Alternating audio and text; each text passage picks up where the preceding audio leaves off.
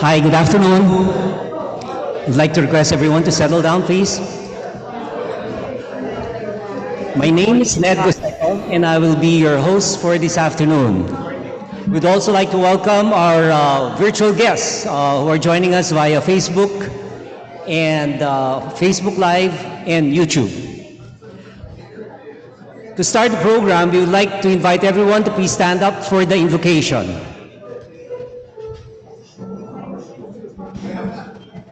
This will be followed by the national anthem. Thank you.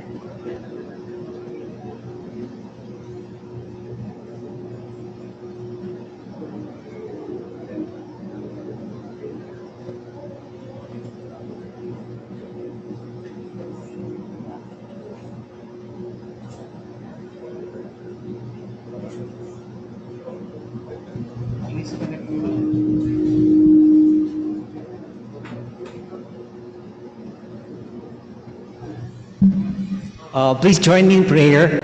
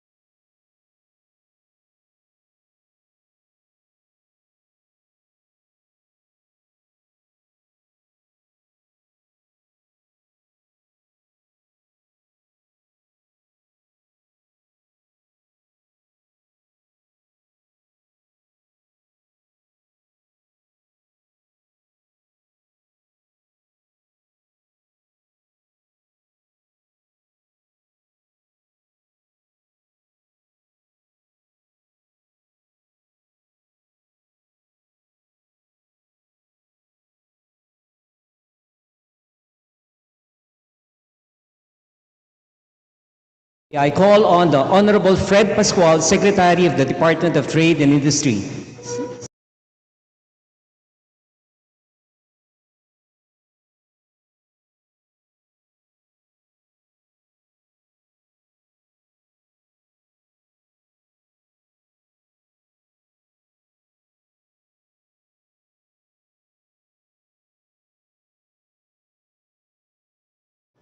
We also give a special greeting to the President of Kinex, Mike Mabin, and also the co-chairs of the Subcommittee of Ethics, Wilma Miranda and Raymond Flo, and the directors who invited me to contribute an article and also invited me to attend this event. Welcome to the penthouse of DTI BOI building. You know, DTI offices are scattered across or spread in 6 buildings on Jupiter Street.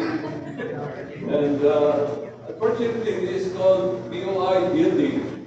And this is where I hold office, but there's another building called the DTI main office. But my office is not there. Maybe they hide the secretary from the public.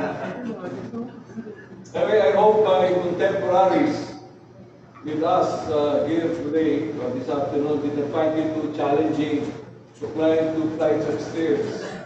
I always find it difficult every time I hold meetings here. I have my turnover here, and I meet company executives when we're talking about prices, for example. I would summon them here and we'll have a conference here on how we can hold down the prices of their products that are being consumed by the mass consumers.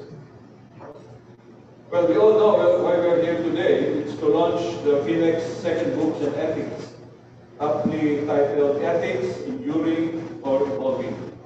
It is a pleasure for me to host the event, not just because I'm happy to be with longtime friends, but also because I believe in this book project. And by the way, I also contributed an article to the book, as I mentioned earlier. Congratulations to PHINEX on this second ethics book. I'm honored to be part of this endeavor together with industry leaders, some of whom are represented here, to share our experiences and perspective about ethics in business and public service. The first PHINEX book, as we all know, was launched in 2018 and titled Ethics, Black, White, or Gray. It sought to help define what is right and wrong or wrong in areas such as public service and doing business in the private sector. The book also tackled how to handle nuances or gray areas that professionals find themselves in as they do their work. A helpful and functional companion to the first book is the second one, which covers 2 important areas, I would say, from the perspectives of the write-ups done by contributors. First, it covers enduring values in doing business, tested by time and passed on from one generation to the next of business leaders. And secondly, it tackles the evolving ethical concepts that emerge amidst our times. And the post-pandemic world offers not only new ways of interacting and doing business, but makes apparent some key ethical issues and dilemmas amid such developments as the fourth industrial revolution and the compelling challenges of sustainability and climate change. Principles of ethics, as we know, govern acts that affect the well-being of others, a common source of dilemma in sustainability challenges, particularly, but in many other areas that we find ourselves in.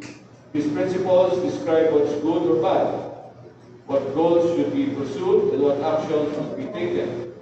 The concept of morality, which deals with personal perceptions of what is right and wrong, is a useful one to consider. Morality and ethics overlap in many cases, as the ethical may find justification in what we hold as moral, or what society holds as moral in a particular point in time. Given practical realities, ethics are necessary. Even the most well-written laws cannot possibly address every dilemma and every gray area that may arise for business and society. To effectively address complex issues, solutions must be built on a foundation of moral reasoning and an ethos of justice in dealing with employees, customers, suppliers, the communities we operate in, and other stakeholders. Resort to ethical principles is a must in any reason-based decision-making, be it in business or public service. The reality is no area of business or human endeavor can be considered beyond the scope of ethics. Taking the evolving ethics, let me briefly discuss what DTI is doing regarding the ethical deployment of artificial intelligence in the country.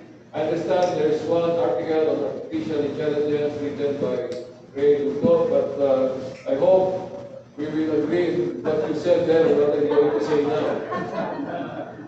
AI is an emerging technology capable of developing new industries and uplifting Philippine society. Numerous applications across sectors, be it health, finance, education, and manufacturing, among others, now use AI. Whether the country is able to maximize its benefits depends on the ability of its champions like DTI to wield AI efficiently.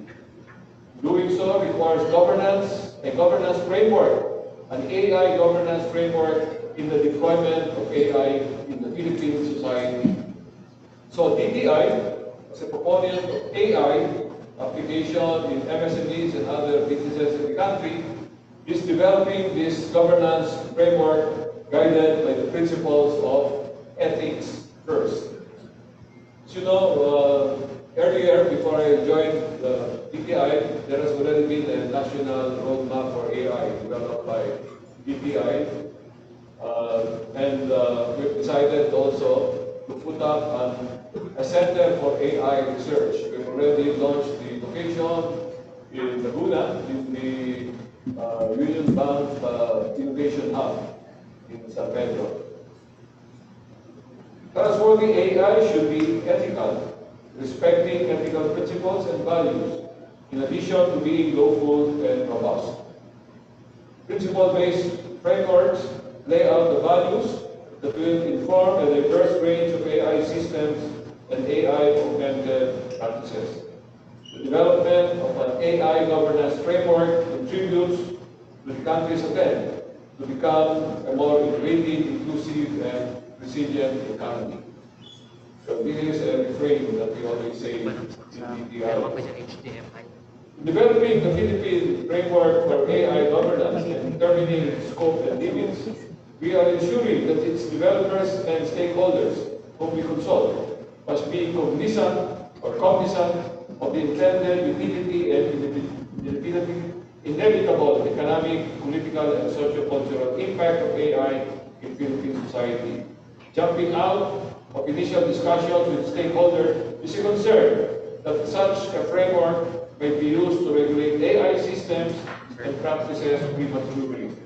However, questions of government regulations in many parts of the world are no longer about if or when, but how. While the EU and the UK, for example, have signaled the intent to regulate AI soon, governance is much broader than government regulation and government itself. So we start first with understanding what we believe in, what the ethical principles should be in the deployment of AI. Finally, AI governance framework signals the need for parallel development of a code of conduct by AI practitioners, like companies of whatever size, for progressive industry regulation. Well, let me now talk a little about what I wrote. In the book, I shared the climate change solutions, or that climate change solutions will help to consider complex realities. The most significant contributors to climate change, such as US, European Union, and China, are expected to suffer the least. This is why countries in developing countries, like the Philippines, will suffer the most. The lower incomes, less and poor public services, and vulnerable locations of developing economies put them in positions of disadvantage. In my article, I was pushing for the commuter-based principle, the ethical principle, I should say. But global climate change relates to ethical issue of distributive justice. Exactly. Developing world people have the right to decent life, basic subsistence, and sustainable development. Those of us in the current generation owe the future generations a world that they can survive and thrive in.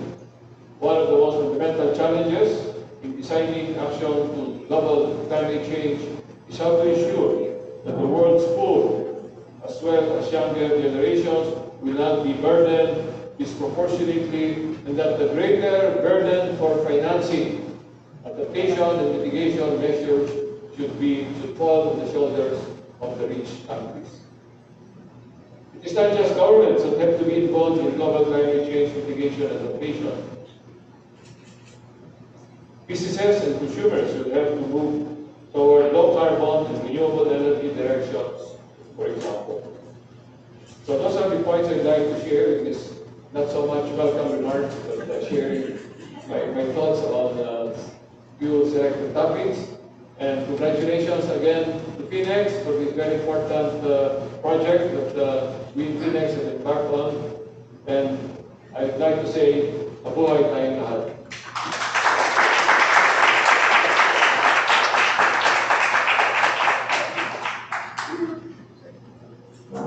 Thank you very much, Secretary Fred. May I now call on the Liaison Director for the Ethics Committee to tell us about the votes, Ms. Flor Ayala.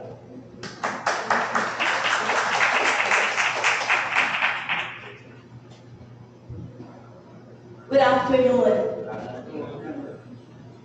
Isn't it wonderful to be here, seeing each other face to face after a long period of staycation? And today is memorable because finally the book is finished. Hindi ko na alam yung challenges of making a book. But I really like to thank Secretary Fred Pascual for his full support.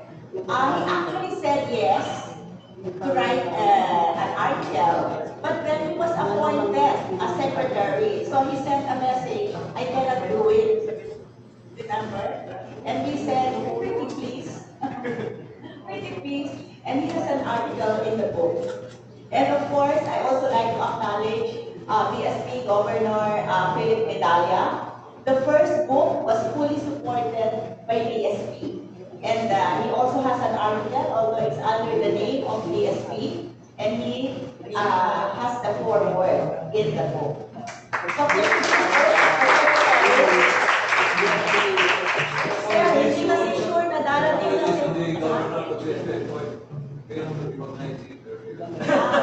no, but you know, when we weren't sure whether he was coming, so I had to have sent a special note to the boss. And Etta wasn't sure, okay? So, the story of the ethics book. Remember 3 years ago, we experienced the blackest black swan, at least for me, and I'm senior than most of you. It's unprecedented and beyond my imagination. Many of us can leave our homes and fear gripped us.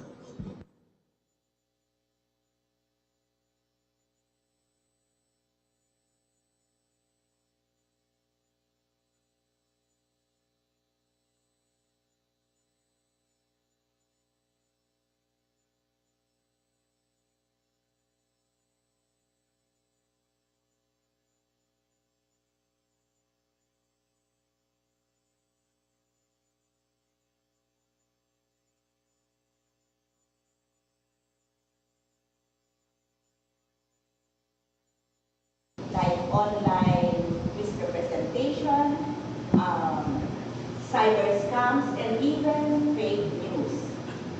When as liaison director for ethics, as appointed by President Mike Guarin, I felt that because of this development, it was timely to have a second book on PHINEX.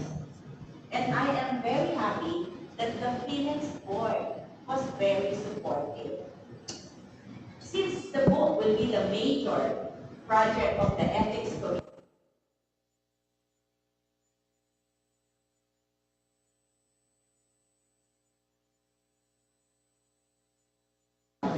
and that was Wilma Miranda, who I worked with as chair. She was the chair of the media affairs, and I was the director for media affairs some time ago. Wilma was first hesitant. But then, when she agreed, she ran with the ball. And she was able to recruit very diversified, very competent young men to be in the editorial board, such as Ray Lugtu, who is the editor-in-chief, despite being the recent father of twins. So I think between diaper changing, he was editing. And then we also have the CFO of Shell, Ray Abilo, and Media Affairs Committee, Albert Gamboa. We are supported by the Phoenix Secretariat, Mike Venduan, Alex Cannon, and J. Alex Santiago.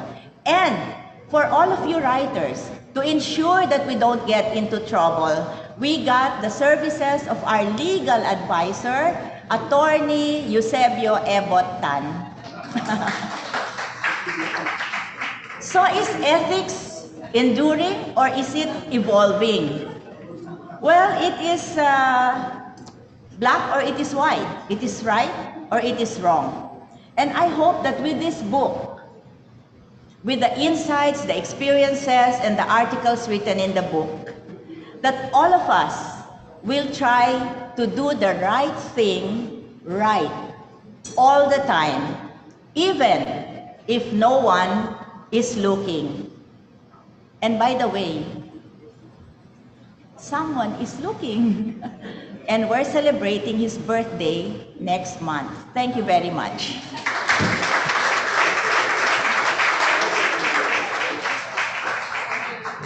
Thank you, Flor. And to introduce the writers and editors, may I call on our chairperson for the Ethics Committee, Ms. Wilma Miranda.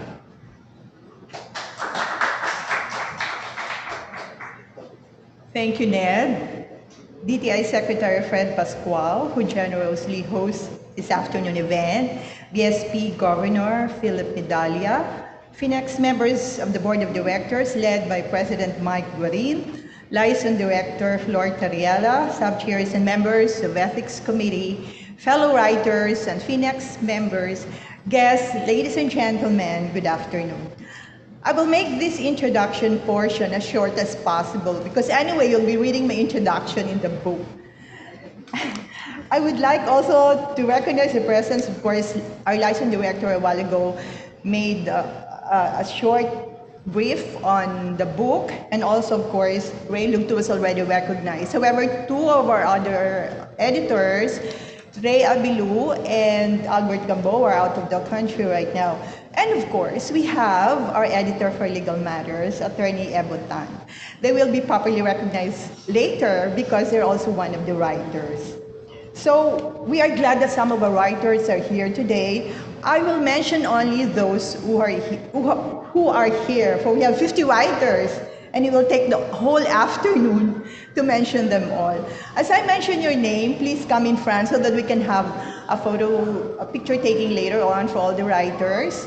And of course, the first writer that we will have, I'd like to make mention of him first because he's our host today. Our Secretary of Trade and Industry under this present administration, who reveals in his writing the challenge or the challenges of climate ethics. Our generous host for this event, Secretary Alfredo Fred E. Pascual. But Secretary Pascual, you can remain in your seat. You can just join later because you have been standing here for so long. Thank you very much, Secretary Pascual, not only for being one of the writers in this book, but for your continued support and activities of Phoenix, particularly in this event this afternoon. Okay, so I'll be calling on the rest of the writers. I'll be calling in alphabetical order. Okay. First, in the part one of our writers, we'd like to call on the Vice President of FINMA Construction Materials Group, Insulated Panel Business, who shared her own personal experience with her dad, Mr. Ramon Del Rosario, in writing "My Captain, My Father, My Inspiration." And I'm referring to none other than the Chair of Women in Finance Committee, Ms. Daniel Del Rosario.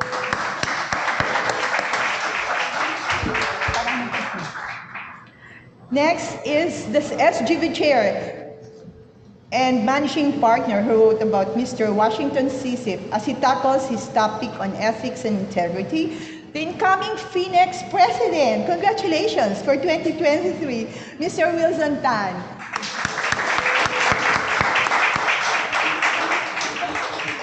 Maybe later. No, everybody can come in front later. The President and CEO of Velta Multimedia Incorporated shares with us her thoughts on work ethics in a virtual environment. Ms. Maylene Abiva. Is she around? I think she's still coming. Okay. The President and CEO of Forecasting and Planning Technologies Incorporated discusses ethics in the realm of digitalization in the book. And I just discovered a good resource speaker too, as I invited her in the recent PICPA annual convention, the first winner of Women in Finance Technology Award, Ms. Lufredo Dada M. Del Carmen.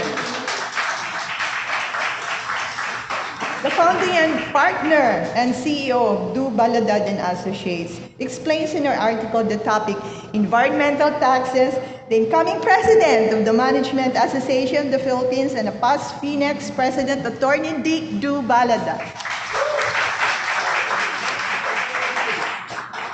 The chair of Armada Rescue and Safety Equipment Corporation portrays the problem and how one will handle it when your boss is or becomes a criminal.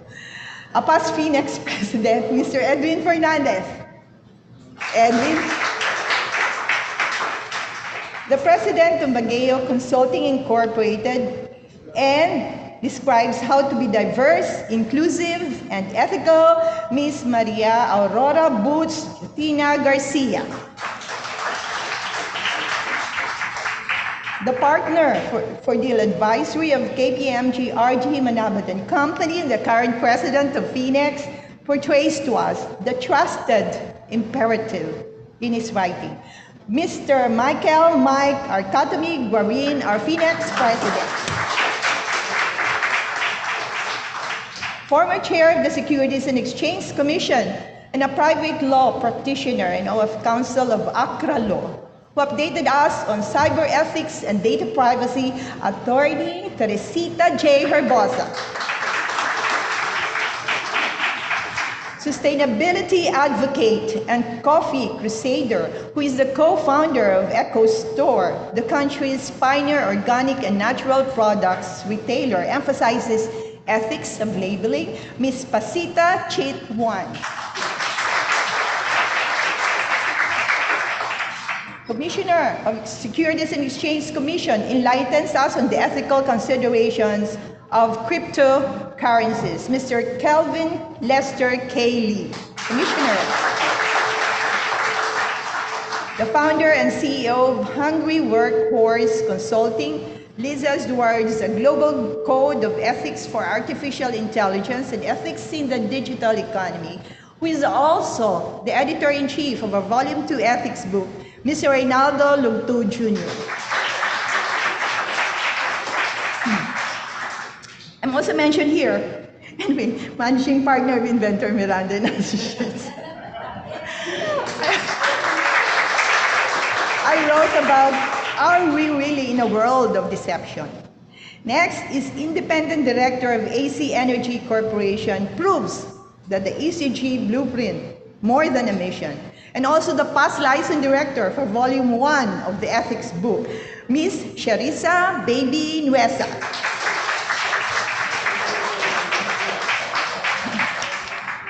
So, president of Airspeed International Corporation, who tried to prove in her topic how it is to be in purpose living, Ms. Rosemary Braffett.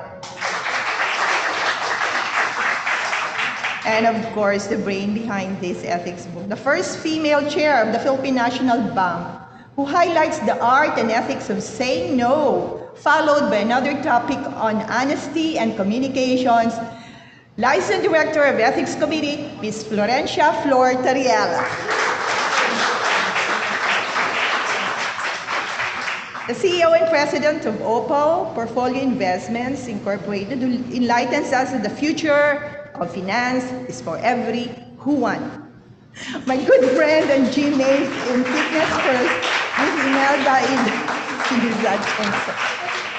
Johnson. Okay. Second to the last, President of Ligaya Management Corporation, who wrote about capital market development and financial inclusion, and one of the pillars of Phoenix, and our early bird, Mr. Alfredo Fred Parungo.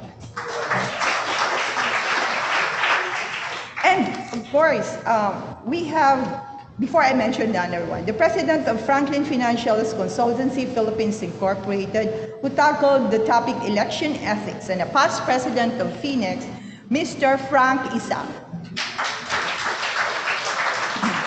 And of course, last but not least, no, I would have skipped him, but I was given the name.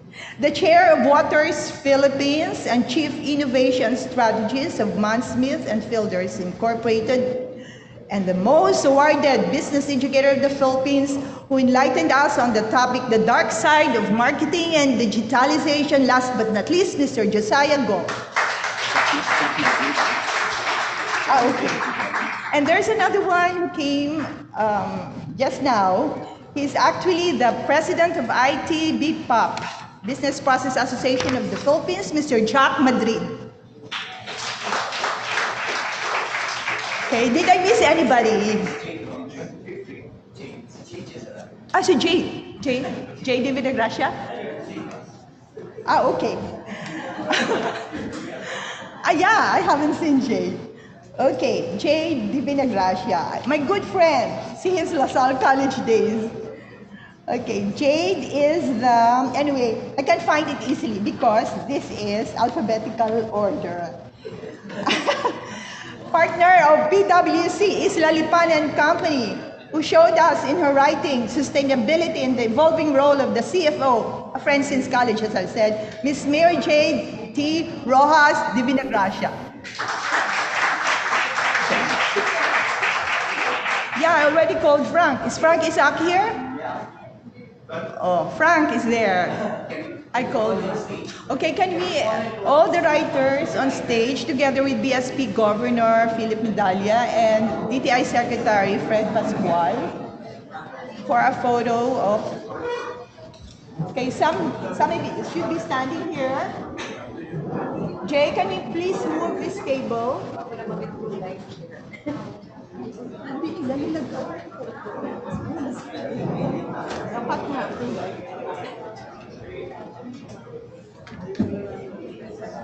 Okay, some of the writers can stand at the back.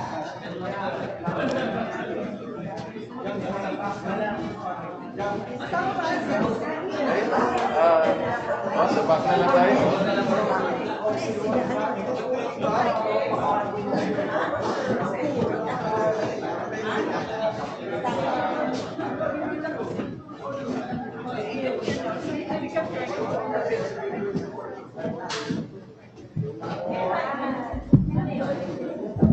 Can we turn off the light? Thank you. Father. Thank you. Ayan, all right.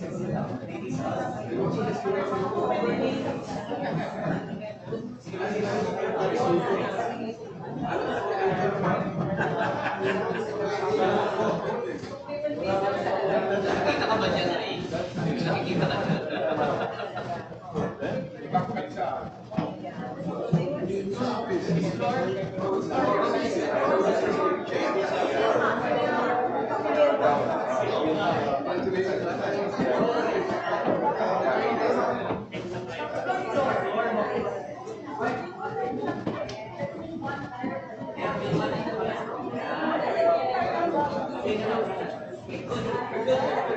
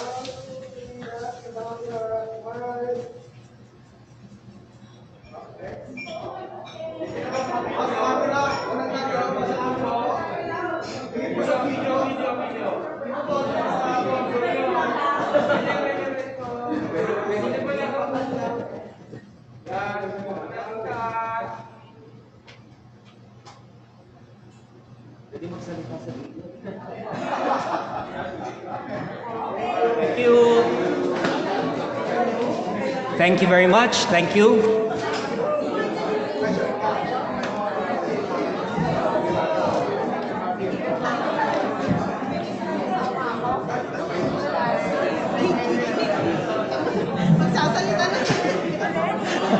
Okay lang yan. Sige. Okay lang yan. Sige, go ahead, go ahead. Ano, kailangan mo, kailangan.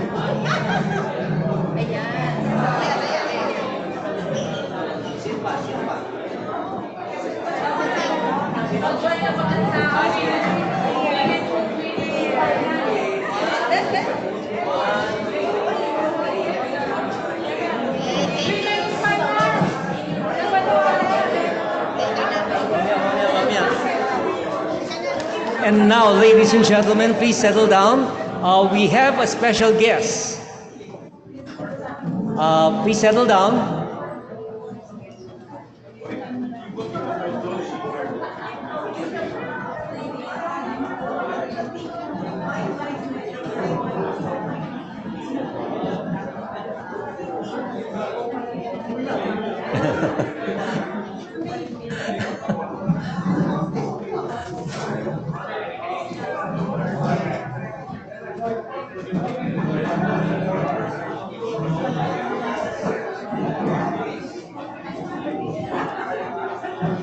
Let's settle down, please.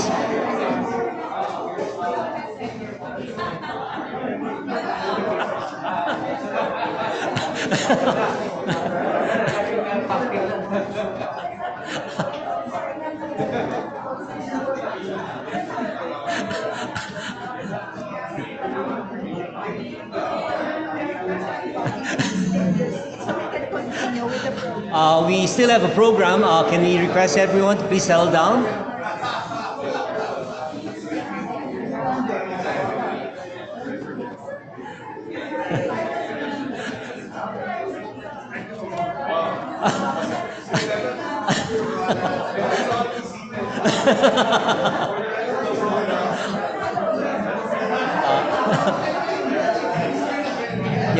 Please settle down. We'd like to run the program as our guest has to leave in a short while. Ladies and gentlemen, please welcome the Honorable BSP Governor Philip Medalla.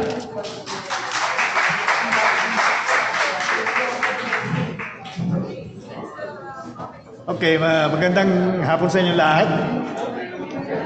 And since I'm with friends, I will not greet anybody just in case. Otherwise, I have to greet at least 30, 40 people. No? Okay, I don't have anything prepared. And when I was a professor, I usually come prepared. And the sign that I am prepared is I don't need notes. But when I'm unprepared, I also then don't have notes. You know? So it's hard to tell whether I'm prepared or unprepared. At any rate, what I'd like to say is, well, of course, this topic is extremely important, especially in banking. But on the philosophical side, sometimes I wonder why it's easier to define what's unethical than to define what's ethical. Right? Para magsabi unethical yan, I think usually walang debate. And similarly, you go the opposite way when you use language. For instance, may itsura. Kasi walang itsura eh, no? And yet, that says something else, all right?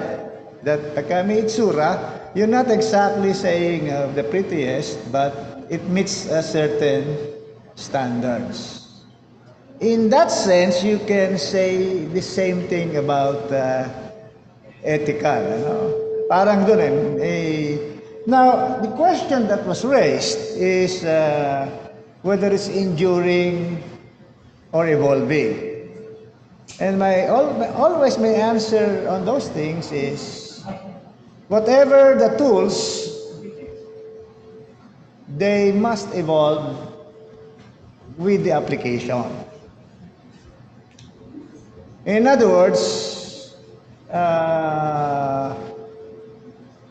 what's ethical is what's evolving or enduring depends on the application. Okay, let's think about it for a while. For instance, birth control. All right. Before the technology became available, it was never a debate. Then the technology becomes available. Then there's a debate, right? So what's changing is the environment wherein the so-called ethical principles are being applied. Of course, talking about, in this particular case, birth control, put yourself in the shoes of some of our very conservative friends who actually think that the Pope is too loose, too relaxed on many moral issues. Okay, they say, well, suppose you strongly believe that when the egg meets the sperm, it's already a human being. But a person comes to you and asks you, you're a doctor, and a person asks for you for advice on what to do. And you know the person is poor. Now, what's the ethical thing to do? Okay, see, in this particular case, because of the evolution of technology, that question rises. And in my view, in that particular case, the ethical thing to do is not to impose your values, which is to tell him to see another doctor, him or her, right? So that's my point. What evolves is the applications. Of course, with technology comes new problems and new solutions. Okay, you have hacking, and of course, the most recent one is quote-unquote unethical methods of collection. Because now the technology allowed you to lend money all over the place. Now, the technology also gives you greater powers to collect. For instance, you can require that the borrower submits his contacts in social media, and your threat is, pag hindi ka nagbayad, ibe-broadcast niya. So, okay. So my point is, it's easier. There was as I said in my introduction, which by the way was written for me and I just corrected it. It said, do not argue about what a good person will do. Just be good. Okay? And exactly how that will be is between you. Well, if you're an atheist, I don't know what to say if you're an atheist. If you're not an atheist, it's between you and God, you know? It's harder for an atheist, okay? So it's between him and his conscience, right? All right? And I do believe one can be an atheist and still have a conscience. Okay, so therefore I encourage us to say, let's apply these issues in the most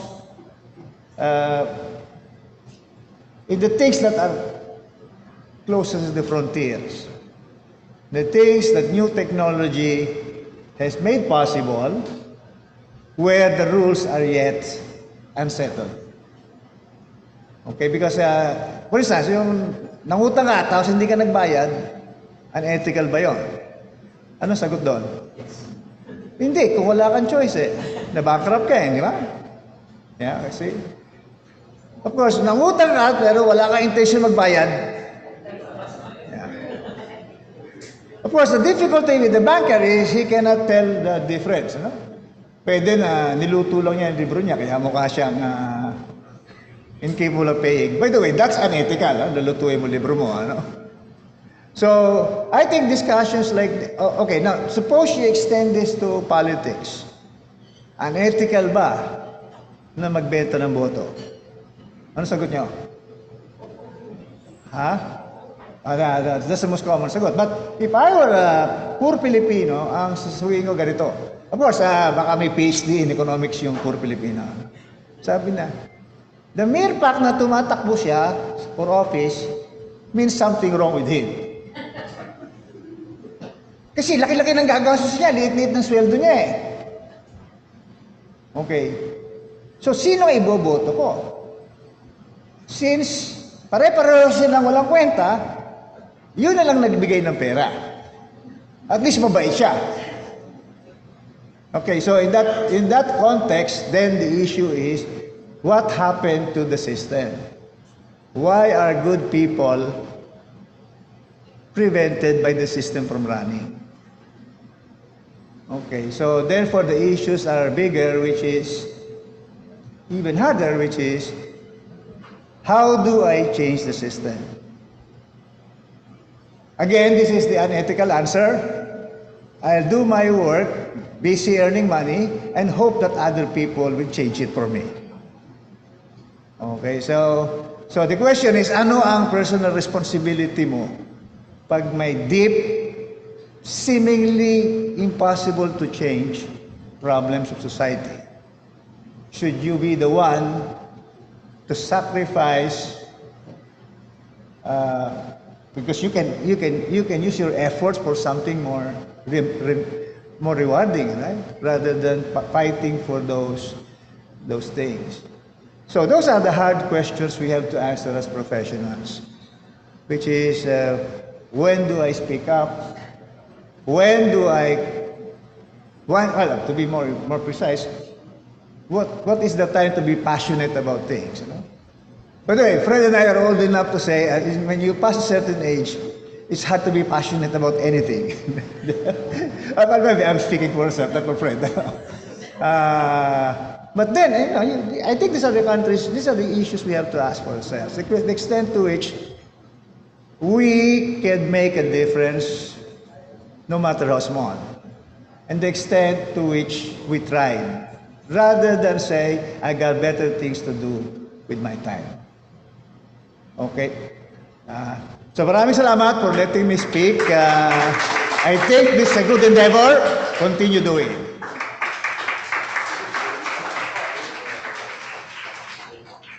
Salamat po, BSP Governor Philip Medalla. Thank you very much for sharing your thoughts with us.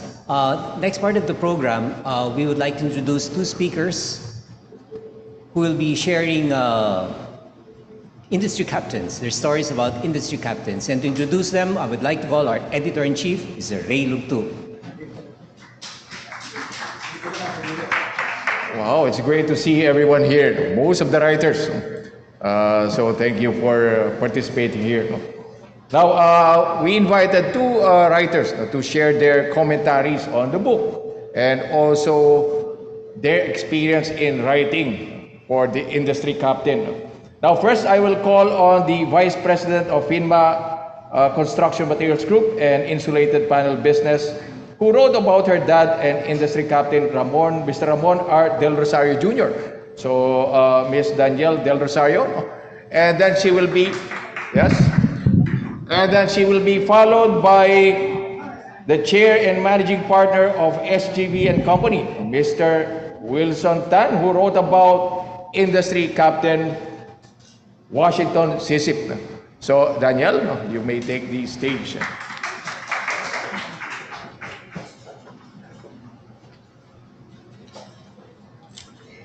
Good afternoon, ladies and gentlemen.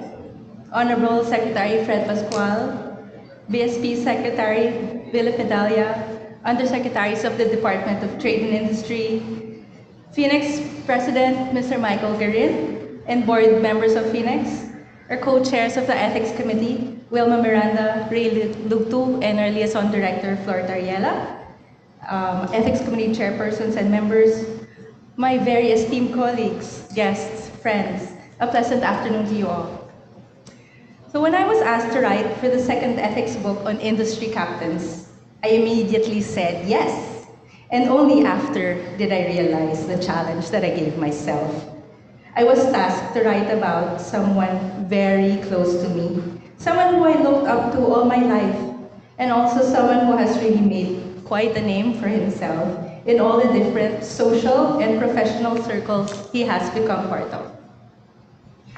After weeks of contemplating on how I could possibly give justice to this piece, I came out with my article, and I relished the experience and the opportunity to write about my dad. For this, I would like to profusely thank the Phoenix Ethics Committee, Wilma, thank you so much for selecting me and my father to be part of this wonderful project. Thank you for this amazing and timeless gift. My captain, my father, my inspiration is a story about Ramon R. Del Rosario Jr., as written by his daughter, yours truly, Danielle Del Rosario. The first chapter is entitled My Rock, My Anchor, My Dad. And if you will allow me to lift from the book, the beginning reads this way. I consider myself to be extremely blessed to have been able to grow up close to my dad. I remember taking walks with him as a child and a regular after-dinner walks and chats. I remember shouting, "Hi, Dad!" as loud as I could every time I would hear him coming up the stairs, just to let him know how happy I was to see him. Then I would run to him and hug him tight. Dad has always been a loving presence and beacon of light in my life. As the third of 4 daughters, I was naughty, inquisitive, and rebellious, but my dad never wavered in his love and generosity throughout my life. He was always supportive, loving, and calm with all of us, and together with my sisters, Nikki, Denise, and Mo, he called us the gems of his life, with our mom, Marivic, as his greatest love and diamond in his life. I always considered myself very close to my dad as I was growing up. I remember buying my first economics book at 10 years old during a sale in National Bookstore. I think it was 5 pesos. And I would ask my dad about the economic terms and concepts while we were taking our walks around North Green Hills as his daily exercise. As early as then, I experienced how patient he was to listen to my questions and to answer them in a way that I could understand, because I knew that he knew everything I was asking him. When I was a junior in high school, my dad was a Secretary of Finance, and you can just imagine how thrilled my economics teacher was when I could give her the 7-point agenda of Finance Minister even before it was published in the news the week after. Our mom also made it a point for all of us to sit together with our dad for dinner every night, albeit his late schedules. But this made all the difference for us while we were growing up. Not only were we a close-knit family, but we were also so well-versed in current events, political news, and fiscal and monetary policy developments. How's that for family dinner conversations? Surprising though as it may sound, our dinner conversations were light, and everyone still got to talk about their own days and activities, or what it was that they were busy with that week. We looked forward to having dinner together as a family, and to this day, our family conversations around the table are still rich with stories and of course, lots of good food too. Some of the more intense conversations that we had at home were around the political views of both our parents.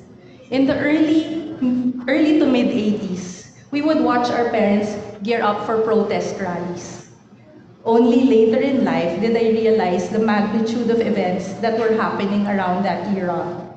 We listened to their stories of getting tear gassed, and as well as other life-threatening events that they lived through, not realizing that we could have lost our parents at a very young age. This was also around the time when our dad's bravery and courage to stand up for what is right was imprinted on each and every one of us. He was prepared to take a stand, to stand up, speak up for democracy, even if it meant taking risks and being bold. He was prepared to take a stand, and to this day, he still does. This is the kind of brave and courageous leadership that I witnessed from my dad growing up. This is the kind of brave and courageous leadership that he continued to lead with for decades on, and I share more excerpts from the book. In later years, Dad was one of the lead conveners who established the Integrity Initiative, with an ambitious mission to influence leading corporations, organizations, and even government units to not tolerate corruption and unethical behavior in all its forms. The goal was to level the playing field by advocating honest and ethical business practices. For this to take form, the Integrity Pledge was launched, and one by one, companies were invited to take the Integrity Pledge, with the FINMA Group and my father as its earliest members. For a man such as my father, it was important not only to do good, but to influence others to do good as well. To quote his favorite line from Don Quixote, he will dream the impossible dream and then do all he can to make it possible. Dad always challenges us to influence others to do more good together. When others question him on sharing so much of his successful formula for business and for growing positive influence, he always replies that more people doing good things will always be better, and there's definitely more room in the world for doing good work. In a way, Dad still dreams the impossible dream of a fair and just world. His dreams are infectious, and we all try to do our part as well. As a private citizen, however, my dad and our family are actually very private about our personal lives. We happily broadcast the work and advocacies that we do, but when it comes to our private life and private spaces, you will probably not hear a lot. And so, for the next part of my story, I spoke about a peek into his room, a peek into his life. Walking into my father's office, one would get a glimpse of what has meant the most to him, and also where he has made the biggest impact. Taking a counterclockwise stride into his office room, I was greeted by a remarkable plaque of honor from the Department of Finance of the Republic of the Philippines that said, "Given with profound respect and gratitude on the 7th day of June, 1993, from the department's senior officials and signed by all the undersecretaries who served with him while he was the Secretary of Finance." The plaque salutes him for having reinvigorated the country's international creditworthiness and recognizes that he laid the basis for the country's long-term sustainable growth. Another very rousing description in this plaque reads, "This outstanding leadership in pursuit of the public interest was exerted with clear vision, selfless dedication, the highest integrity, professionalism, sense of fair play, and without fear or favor." This phrase truly describes the man that I have had the great fortune of knowing as my dad. If one was to walk into his office, one would be amazed by the amount of trophies, photos with dignitaries, and plaques in honor of my father, and some of the ones I mentioned in his story are the Shrine to De La Salle University, where my dad is a green-blooded Lasallian through and through, and the MAP Management Man of the Year awarded in 2010 for his exemplary work leading our company, the FINMA Group, where he leads the way as our chairman and chief executive officer. The FINMA's group mission is to help build our nation through competitive and well-managed business enterprises that enable Filipinos to attain a better quality of life. With professional and effective management as our distinctive edge, we aim to give communities, not only in the Philippines, but wherever else we might find the need, improved access to the essentials of a dignified life. In the pursuit of our mission, we look to our tradition, our experience, our reputation, and above all, our people as the principal factors that will enable us to achieve our lofty goals. The FINMA Group and our family will demonstrate that private businesses can mutually serve the needs of society and the aspirations of shareholders. My father, Ramon R. Del Rosario Jr., is very much the lead author behind the mission statement and core belief of the FINMA Group, where our focus is to go into and grow businesses that make lives better for our countrymen. The concluding chapter of my story is entitled, "A Heart for Family and Service," and it reads, "Numerous plaques line his picture window ledge, and even more photos with dignitaries and heads of state are all over the room. Walking closer to his desk, however, one would then find what means most to him. A picture of our clan, all 18 of us, in our first complete clan picture taken in 2015. A picture of him with our mom in our beach house, our favorite home away from home. And a picture of me and my sisters as little girls in our pajamas, sitting in front of the fireplace in Baguio. To a great man, his successes become meaningful when his family is around him, surrounding him with love and support. At the end of the day, Dad always reminds us that we have a responsibility to serve and help others, and that we should all do what we can to make lives better for others every day and in every way that we can. Go and do what you can to help the most people you can help is what our mom tells our dad. And this is exactly what he set out to do through his mission and legacy of providing access to quality and affordable education, building materials, safe accommodations, and wholesome communities, thereby raising dignity and the quality of life for our fellow Filipinos. I consider myself to be the luckiest person in the world to have a dad who is my rock, my anchor, and my shining example, and I am honored to continue his legacy. My father is a man of faith, action, and indisputable integrity. There's no one who believes in good more than he does, and his spirit and fight for truth and inclusive justice are indefatigable. Thank you all for allowing me to tell the story of my dad, my captain, my hero, in the way I see him. Thank you for allowing our family to be part of this wonderful project. And I hope that my father's story, character, and life will continue to be an inspiration for everyone here and for future generations of leaders. Wonderful afternoon to you all. Thank you.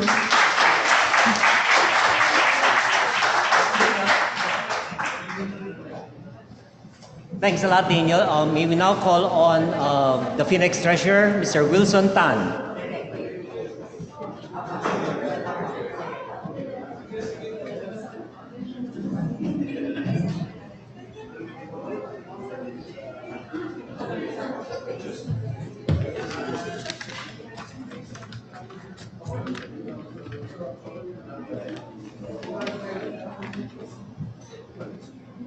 Phoenix officers and colleagues led by President Mike, distinguished guests, ladies and gentlemen, is this working? Thank you for having me this afternoon. Okay. So thank you for inviting me this afternoon to give a short message, and thank you for inviting me for this launching of the second book of Phoenix on ethics, enduring or evolving. This book is indeed timely, inspiring, and highly relevant given the numerous uncertainties, challenges, and disruptions that face not only our country, but the global business environment today. Companies are under continuous pressure to deliver financial returns, even though all of us are only gradually picking ourselves up in the wake of the pandemic. Boards are under increasing pressure from their stakeholders to transform and redefine their organizations, while also advancing vital environmental, social, and governance practices. Geopolitical instability continues to impact business operations and supply chains everywhere, and technology and innovation coupled with changing consumer behaviors are creating new competitive paradigms. Yet, it is precisely because the world is in this state that we need a book like this. We need this book to remind us of our roots, the foundational values instilled in us by our organizations, leaders, and mentors. This book also invites introspection and reflection so that we can better weigh our own principles, thoughts, actions against society's rapidly changing norms and expectations. And through this book, we also hope to provide future generations of professionals with insights into the timeless importance of ethics. Among the early business leaders discussed in this book is, of course, Mr. Washington Sisip, whose legendary integrity has set the standard for all our people in SGV. Mr. Sisip established SGV in 1946, in the aftermath of the Second World War. He was just 25 years old then. Imagine, if you will, a young man standing atop the rubble of a war-torn city. Yet, rather than seeing the devastation and ruins of the past, he instead saw a future filled with growth and opportunity. One where Filipinos could stand proud and demonstrate our innate excellence to the world. And so, armed only with optimism, a dream, and a solid core of integrity, Mr. Sisip went to work. He knew that it would not be easy, but he also knew that nothing that is truly worth doing is ever easy. He understood that to build an institution to last, it would have to be done the right way from the very beginning. And so he embedded his values, principles, work ethic, and integrity into the bedrock of SGV. He created an environment where each person could succeed on his or her own merits, regardless of wealth, connections, or family background. Indeed, even early in the history of SGV, Mr. Sisip emphatically promoted meritocracy and inclusiveness. So for 50 years, Mr. Sisip led SGV by example. His uncompromising integrity and unmatched business acumen established him as the country's top advisor to presidents, business leaders, and civil society. He became known as the country's most credible ambassador to the global business community. People knew that when they came to Mr. Sisip, they would not only get the very good business advice, but also honesty, forthrightness, and clear direction on what was the right thing to do. This lunchtime, there was this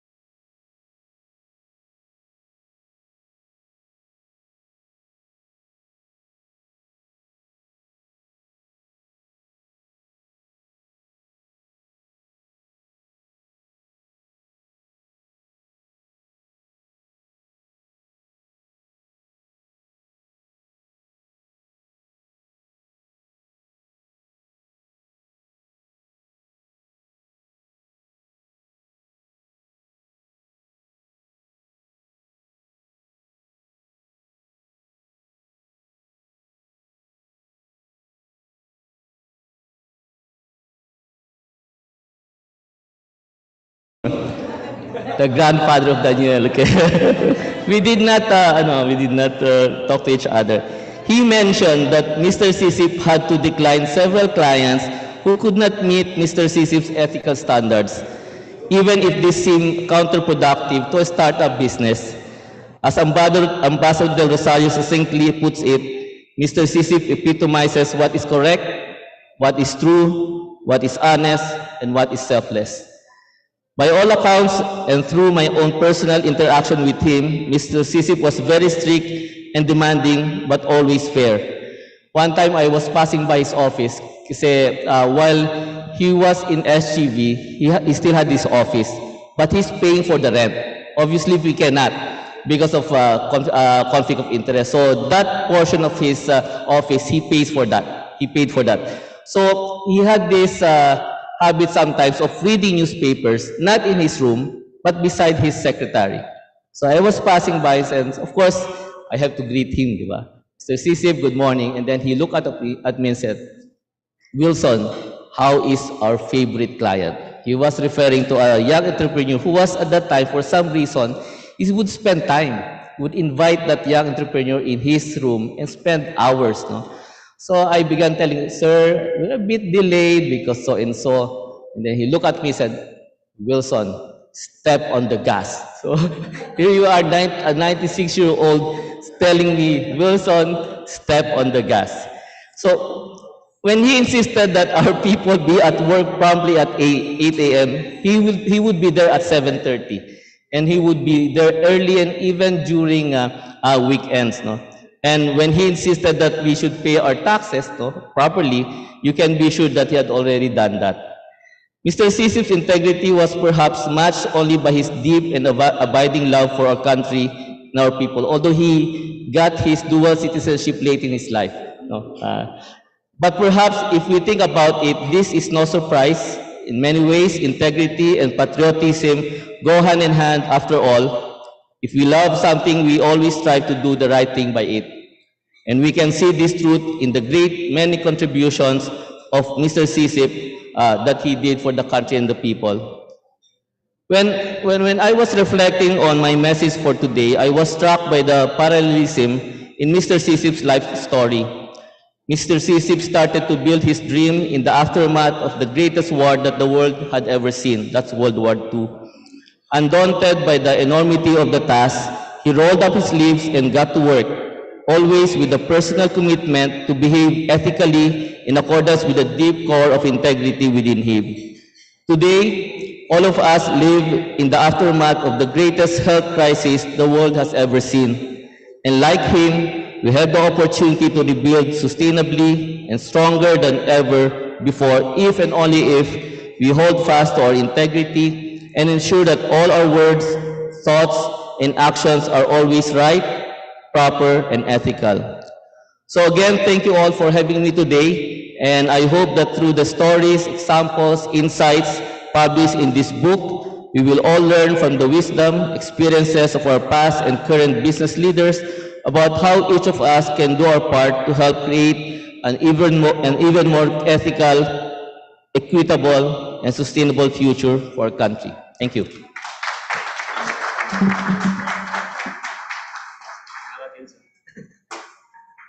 Thank you, Wilson. And now, may I call on the Finex President, Mr. Michael Arkatomi Gorin, to deliver the closing remarks. Mike?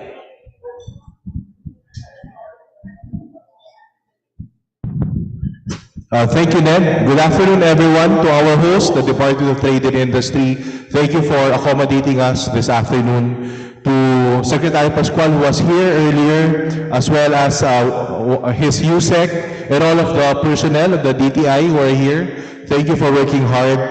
And as well as to our SEC Commissioner, Calvin Lee, BSP Governor, Philip Medalla, and the rest of the government officials who are here. And of course, I'd like to acknowledge Liaison Director Flor Tariela. Good afternoon. Chairperson Wilma Miranda. Good afternoon. All of our co-authors, friends in the business sector, and all other heads of business organizations. Thank you for gracing our event. And I've seen a lot of past presidents. I would also like to give due recognition. Past President Edwin Fernandez, good afternoon. Past President Fred Parungao, good afternoon. Past President and Attorney Ebotan, good afternoon. Bobby Borromeo, good afternoon, Past President. Frank Isaac, I think he has left already. And Past President Attorney Dick Dubaladat, good afternoon. And to our incoming President, full support, Wilson Tan, and we wish you well the next calendar year. So again, as part of my closing remarks, I would like to thank all of you for attending our book launch of Volume 2 of the Ethics Book, put together by the Ethics Committee of Finex. Acknowledgement to our Editor-in-Chief, Ray Lugtu. Ray, congratulations. Thank you for working hard on this. Our editors, Ray Abilo, Albert Gamboa, both of whom are not here, and to our legal advisor, Attorney Ebotan. Thank you for all the hard work. A lot of dedication has been placed in preparing this book. Thank you for the love that went into preparing our book for this year, Ethics Enduring or Evolving. So in a world where we are regularly bombarded by new concepts, everyone knows what ESG stands for, and even SDG, Sustainable Development Goals, and even GSSB, right, Green, Social, and Sustainability Bonds. But we're always bombarded by new concepts, and these changes seem to be happening within quicker intervals. I would like to think that there are constants that continue to exist in this world, such as love, justice, and of course, ethics. So one issue of having this constant bombardment of new topics, of new issues, is that the older topics will always be pushed down. Pushed down because they're no longer hip or hot topic, or they're pushed to the side. And the risk there is these topics becoming blind spots, becoming blind spots for the current management. So this publication, this book, this is our way in Finex of keeping ethics mainstream. We as business leaders need to set the path and be a good example for our teams and for our people. Definitely, ethics and integrity are fundamental to an effective governance framework and the foundation for developing a culture that supports employee, customer, and investor confidence.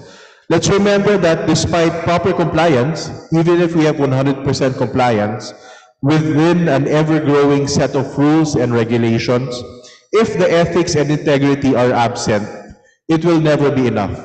It will always be below par, and fraudulent financial reporting, reputational damage, and business failure will most likely occur. So with that, as business and government leaders, several questions I'd like to leave you with. As leaders, are we regularly checking our priorities? And is ethics part of your priority list? And are we able to minimize our ethical blind spots? I hope the answer is a resounding yes from all of us. So with that, maraming salamat. Maraming salamat sa ating mga pinuno mula sa gobyerno and to all of the private sector leaders that are present. Maraming salamat and mabuhay ang Phoenix. Thank you very much, President Mike Guarim.